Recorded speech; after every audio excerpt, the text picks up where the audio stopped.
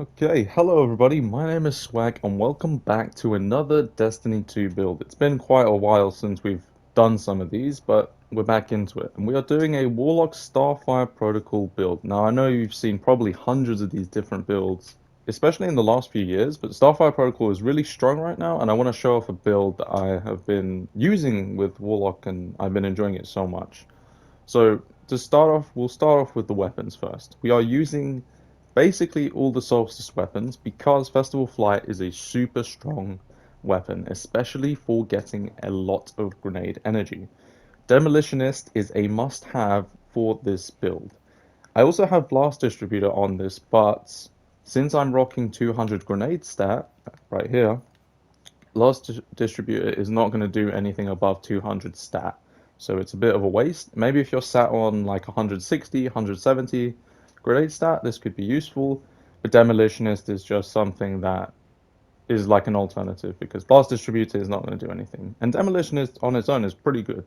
Final Blows with this weapon generate an improved amount of grenade energy. So each kill will give me a decent amount of grenade energy back. I believe it's 4 kills will give me a full fusion grenade back with the 200 grenade stat that I have. So this is really, really strong. Getting 4 kills is super quick and super easy to do. The second perks, I would have liked to have attrition orbs, so I'm still hunting for that role, just to really top off that ability energy spam. So I have Frenzy and Hatchling. To be honest, Hatchling is a little bit hard to proc, and you only it's up to your opinion. I don't think Hatchling is too great, and Frenzy is whatever, but yeah, we'll just do Hatchling for now. Origin trait, we're going to be doing a solo mission today, so we're not going to, no, there's Dream Work won't work, so we'll just do Synergy. I have Temporal Blast on this because it's really strong. Maybe you'll see how much damage we do with that. And we are using the SMG, which is also OP, and I have a pretty good roll. Unfortunately, it's tier 3, but it is what it is. We have an Alloy magazine perk, we have Heal Clip, we have Incandescent, we also have Chaos Reshaped on this, which is, I believe, a raid perk, and we have Demolitionist. Demolitionist on this SMG isn't too great, but the Heal Clip Incandescent roll is just fantastic, so we're going to be using that. For heavy weapons, I sort of am just using whatever. I don't really like the fusion rifle. In my opinion, I just prefer the grenade launcher, so I'm using that. And obviously, the main star of the show is Starfire Protocol, where fusion grenades have an additional charge and recharge from empowered weapon damage. Now, when I originally did this build, I was like, okay, since it says empowered, I need to use an empowering rift. This will give you the grenade energy, but you're forced to play into your empowering rift. And so this kind of was the drawback of my original build that I was thinking of. So I looked at some videos and I changed this off of Phoenix Dive and I noticed empowered could also mean you go radiant. So something that will make us go radiant is the incinerator snap. Why is that? Well, because of this fragment here. Powered melee attacks against combatants make you and nearby allies radiant. This is probably a must-have for you to go radiant. This build has 2 ways that you can possibly get grenade energy back. From your weapons, from the Demolitionist grenade launcher, or by going radiant and just slaying with your SMG, because you need solo kills, or ability final blows as well. Solo weapon or ability final blows extend the duration of restoration and radiant effects applied to you. I also have Ember of Solace, and I have Ember of Char. I'm using Touch of Flame and Helion as well.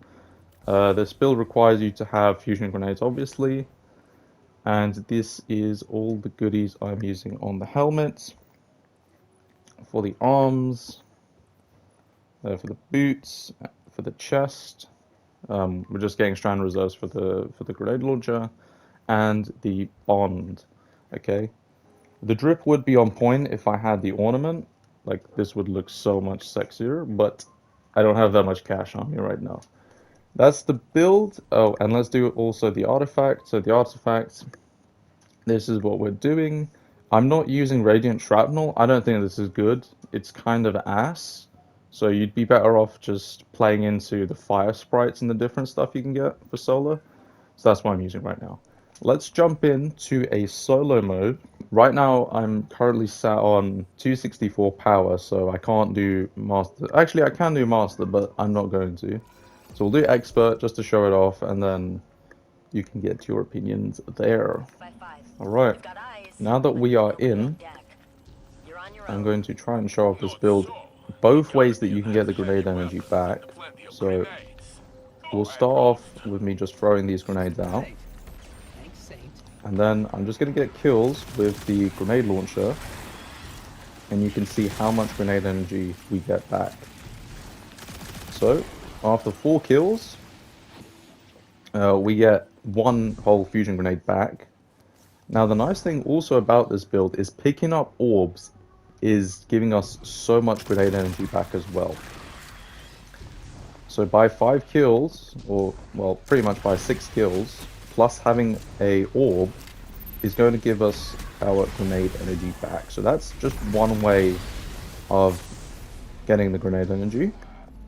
The second way is by going radiant and not dying. And then I also have Helion to get me kills. But while I'm radiant, kills will give me radiance. And I will get some grenade energy back, I think. And there we go. I have both my fusion grenades already back. This requires you to go radiant though, so that's just something you need to remember. For some reason I went down his legs. Okay. Preferably you just want to hold the grenade launcher. If you think the radiant the way of going radiant is a bit too hard or too confusing, just use the grenade launcher with demolitionist. It's perfectly fine, and it will probably give you just better results for getting the grenade energy back. But because this build allows you 2 different options, you have more variety, which is a good thing to have in case I run out of grenade energy, and then I can rely on my radiant as an alternative. I'm not doing anything too crazy because this part of this mission is really long, just capturing each section, so I might just skip this part. Or if we get kills, I'll try and demonstrate how much energy we get back. Gain a few kills, getting some grenade energy back. There's a captain over there. Boom. So when you go radiant, you need to get kills with the solar weapon, which is why we're using the SMG. You can use an alternative, but the SMG is really good right now in Solstice, so I would recommend it. Throw some grenades out. Fusion grenades is the main focus of this build, and when you have 200 grenade stat, it does a lot of damage. So when we get to the boss section, I'll show exactly how much damage we do with the 2 fusion grenades, just raw damage. If you guys have some sort of like change you want to make to the build, I do want to hear it, because I'm not a 100% build crafting god.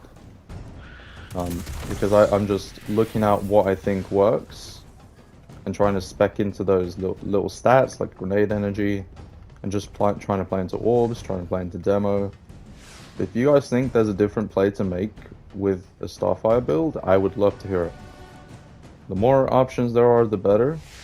So let me just skip to the boss fight, because this traversal was a bit long, and then we'll show off how much damage we do. Just as a side note, this SMG is so good with Incandescent and Heal Clip. It's crazy. Incandescent is like a Firefly. And then you get little reload benefits as well. Very nice to have. So this is this boss. That's 1 fusion grenade. I think it did 1,600 damage. And it one-shot the fella. And we just got a grenade energy back. That's 1 grenade, 2 grenades. Alright. Almost killed him. And then to finish off, we'll just use our super. I believe our super grenade benefits from the 200 grenade stat as well. But I don't know if that's wrong or not. I think it is true. So another way of getting more grenade in there. And I'm blessed with tier 2 loot. So that was the build. I'm just going to see what loot I got and see if it was good. Didn't get anything too great from the drops as far as the solstice drops go, but yeah, that's just been the grind experience. 450 seems like it might be a bit far away. I don't know. I'm getting close to 300. I don't think I'll get to 300 by the end of solstice. I think it'll take a little bit longer than that because I got other priorities right now, man. I can't grind 8 hours a day every day. That's a bit too much. The loot is good. The solstice loot is good. But yeah, this is going to be a very long grind. I do have a Titan build that I do want to show off later, probably in another video. It's going to be a Hammer Titan build, which if you guys have played with back in the day with Synthoceps, it's going to be a little bit similar to that, but we will see. I'm still trying to refine the build and see if there's anything more to add.